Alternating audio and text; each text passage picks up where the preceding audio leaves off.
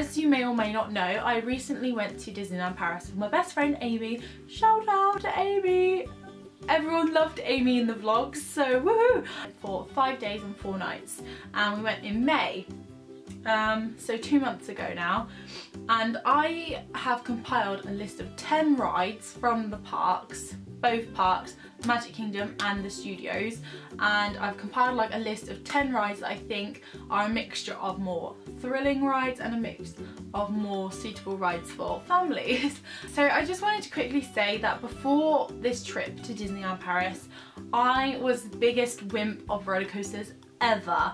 I hadn't been on one for about 7 or 8 years, and then Amy kind of told me I had to go on Big Thunder Mountain, and I was literally shitting myself before I went on that ride. I was like, oh my god, oh my god, oh I can't go on it, I'm gonna be like that, and I was so nervous before going on it, and I ended up absolutely loving it, and I overcame my first fear of roller coasters, and I've got a big hoo-ha story, and you can follow all of that journey on my vlogs. If you haven't seen my Disney Paris vlogs from this year, you should definitely go check them out, they're so fun. So my number 1 favourite ride at Disneyland is the Aerosmith Rock and Roller Coaster, I think it's called, Rock and Roll Roller Coaster, I'm not quite sure, but it's the Aerosmith one, and it's right next to this stunt show in the studio park.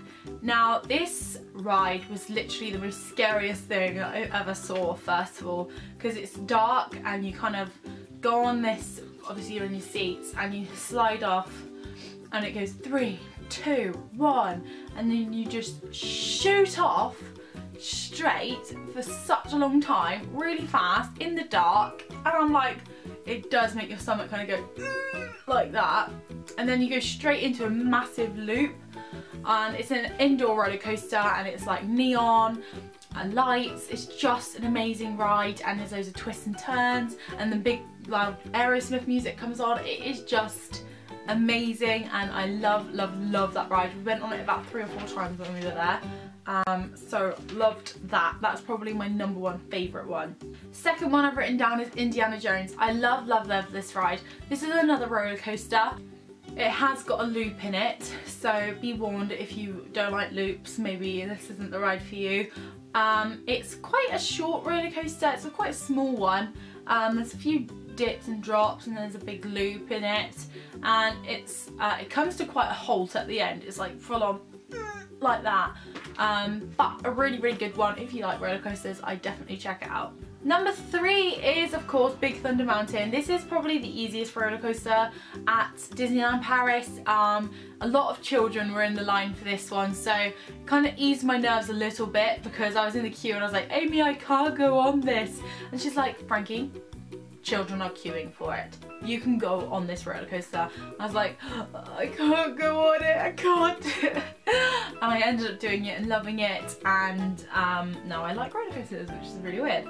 Not to say that I'm never scared of them, because I still do get a bit scared before I go on a roller coaster, but then afterwards I love it, so it's a bit weird, but you know. So Big Thunder Mountain is number 3. It is the longest roller coaster and probably one of the longest rides at Disneyland Paris. It's about 2.5 minutes long.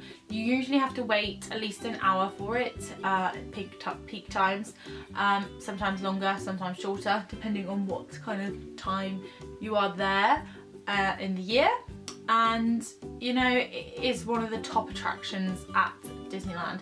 It is in the Magic Kingdom, and so is Indiana Jones, by the way, and it's just a really good one. It takes you across obviously the Thunder Mountain and takes you underneath onto the other side, and it's a really good ride. I really definitely recommend that one. Number 4 is Crush's Coaster. This is in the studio park, and it is an indoor roller coaster, and it is the shortest roller coaster I've ever been on in my life. It's probably about a minute long, if that. You're in Crush's like turtle shell. You're either at the front or at the back. Amy and I experienced both. When we were at the front, I prefer that, being at the front, because if you're at the front, when you get to the first drop, you are at the front, but you twist backwards and you go down the drop backwards, and I much preferred that to the time when we went at the back. Now when you go at the back, you go up the slope facing down the slope, weirdest feeling ever. Don't really like it. You feel like, oh my god, I'm gonna fall out of this ride, and it's just weird. Really fast-paced roller coaster inside, very twist and turny. I really liked it. I read a lot of comments on the ride on YouTube, and loads of people were writing, scariest ride I've taken my children on. They came off crying, and I was like terrified. I was like, oh my god, I'm never going on that. And I did, and I absolutely loved it. I do think it's really, really good. However, it might be a bit scary for children. It is in the dark. Bruce the shark comes out of nowhere at some point, and it is very, you know, twist and turny. The drops are quite sharp and short and quick, and you can't see what's happening because it's dark, obviously. So if you have got young children and you think they'll be a bit scared, or even yourself might be a bit scared, maybe give that one a miss, especially because the queue length for that one is always really long. Also, there's no fast pass for that queue, so the only time you can get in quicker is if you go in single riders. Pirates of the Caribbean is my 5th choice. I really, really like this ride. It's a really nice, relaxing one. Good one for the family to go on. It has got 2 drops in it, but they're quite bearable drops, and it's like a nice little boat water ride taking you through the scenes of Pirates of the Caribbean.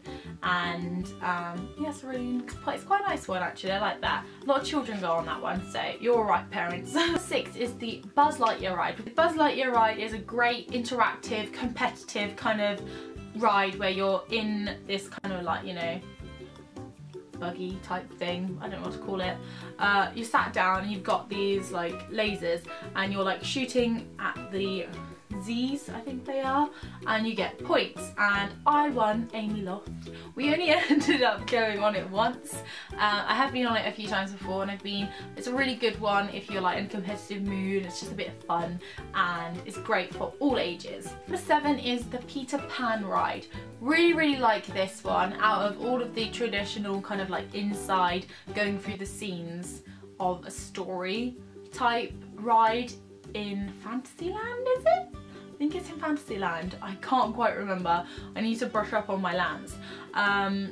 But it's just my favourite one. You're like in a boat and you're flying around the scenes of Peter Pan, and it's just a really, really cute little ride, and definitely a good one to take your children on. Usually one of the longest queues as well for those out of Snow White and Pinocchio.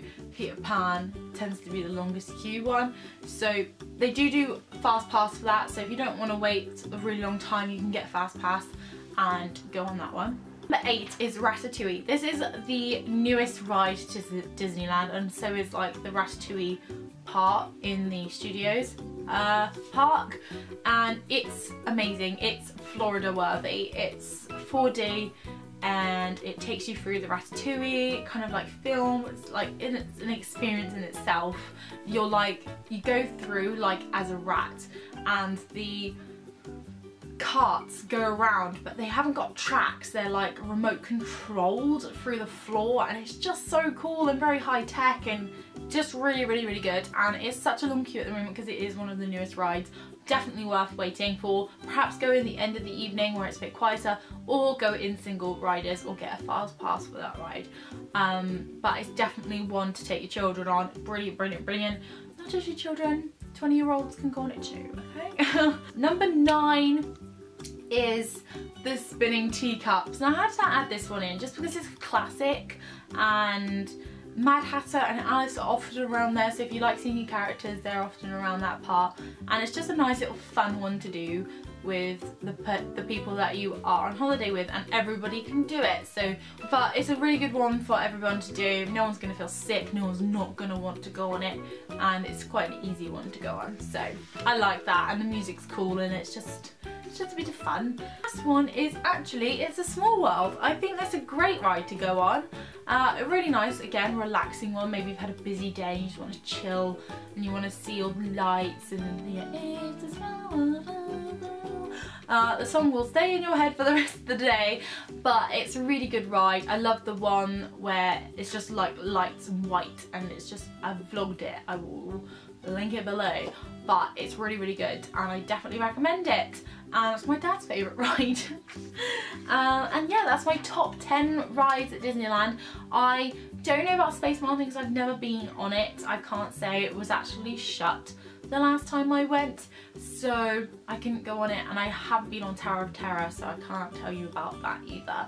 But let me know your favourite rides from Disneyland Paris if you've ever been before and you think I've missed something really good out.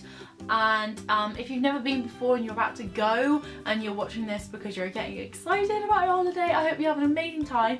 Definitely check out some of those rides because they are my top 10 rides, and a big mixture of them, like really scary ones, not so scary ones, really kind of like appropriate for everybody rides. And yeah, I just love Disney. I hope you guys have an amazing time if you are going.